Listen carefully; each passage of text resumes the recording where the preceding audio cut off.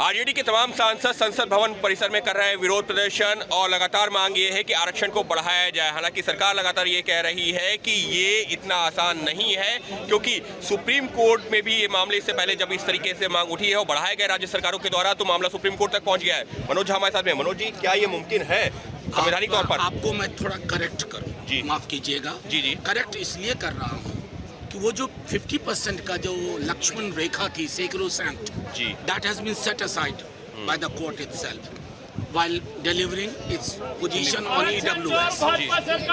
जब जातिगत सर्वेक्षण हुआ बिहार में सामाजिक आर्थिक मानकों पे, तो उसकी क्रूर हकीकत, काली हकीकत ने तेजस्वी जी को एक पहल के लिए प्रेरित किया, और वो पहल था 65% क्वांटम ऑफ रिजर्वेशन को आगे ले जाना।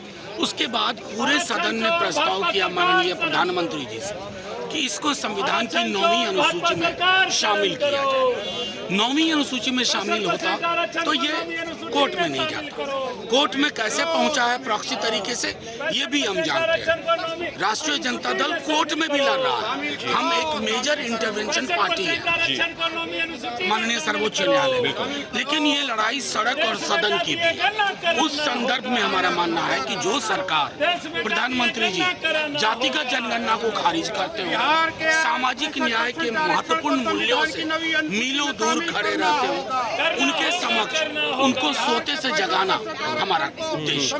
लेकिन जो है सर, लगातार यही हो रहा है कि जो आप लोग मांग कर रहे हैं संवैधानिक तौर पर, और क्या ये जो है सही मांग है? क्योंकि अगर इस तरीके से आरक्षण दिया जाता रहा तो सीमा कहाँ खत्म होगी? नहीं।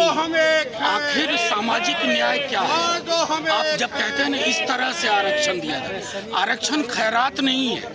मैं आपके यहाँ दोहरा रहा हूँ जी, ये रिप्रेजेंटेशन का एक लेजिटिमेट वेपन है, लेजिटिमेट उपकरण है। इसको कोई खैरात ना समझे, और अगर खैरात समझते हैं तो उनको एनिहिलेशन ऑफ कास्ट सबसे पहले पढ़ने की एक हिदायत दे रहा हूँ बिना मांगे।